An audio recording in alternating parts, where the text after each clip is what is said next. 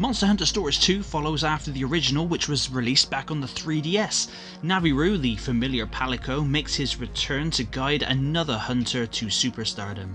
There are several other returning characters from the first game, and it does confuse me as to why they haven't ported the original game to the Switch. I think that's a great idea, but nevertheless, you don't really need to have had to play the original to enjoy the second, especially as the first is shot up in price on eBay for the physical 3DS version. So if you've got a 3DS and you want to play that one, I advise buying it for, buying it on the digital.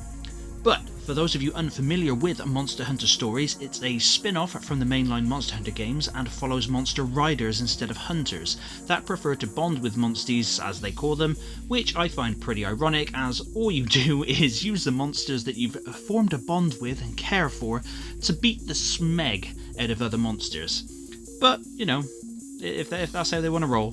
The story follows the hatching of a Rathalos, which is born with the rings of ruin, dinky little black wings, and as legend has it, it's said that the Rathalos will destroy the world with its power. Alongside this, mysterious large holes emitting an eerie light that sends monsters batshit crazy are also appearing all over the land, so you set out to prove the world wrong about Ratha and discover where the holes are coming from. The story actually surprised me, and when I say surprised me, I mean it was better than I thought it was, and it does have some really cool, awesome cutscenes and moments in between characters and events. It's pretty lengthy at around 25 hours long with minimal grinding, and I thought all the new and returning characters were pretty awesome, to be honest, some of them joining you at different points of the story.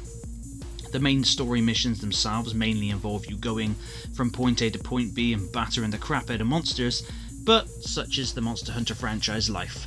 There are tons of side quests, however, armour and weapons to craft from monster parts, over 90 monsters for you to fight, raise and ride. You can send the monsters that's not in your party but you do have back at your stable out on expeditions to gain XP, money, collect items or monster parts, which is pretty cool. And they also level up doing so. The monsters that you ride can have different abilities that will help you in the open world areas to find chests which are strewn about everywhere, like leaping, climbing, smashing boulders, swimming, or even with the Nargacuga you can turn invisible to avoid combat or sneak up on enemies to get an advantage when you try to kick the crap out of them. And eventually, halfway through the story, you will unlock flying for certain flying monsters, which is really, really cool.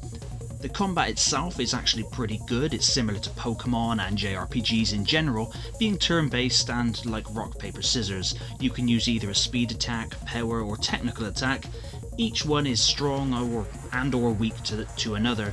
Elements like water beating fire, electric beating water, etc. also have a part to play, and once your kinship meter is full, you can mount your monster in combat and use a special attack. Whilst roaming around, you can collect materials like ore, fish, honey, herbs, and throughout the randomized monster dens that will appear in random locations. It's here that you will find monster eggs that vary in stats depending on the colour of the den. Obviously normal rock is just normal, or you'll get silver or gold. You may even get an epic monster out of it at the end if the egg glows.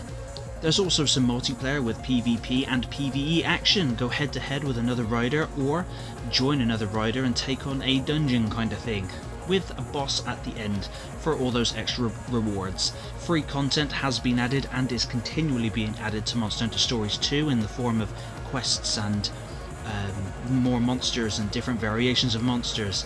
More content than Rise is getting, which does annoy me a bit, but that being said, Stories is a good game. However, it's not perfect. The way the game is overall designed does feel a little old and kind of like a 3DS game with invisible walls everywhere.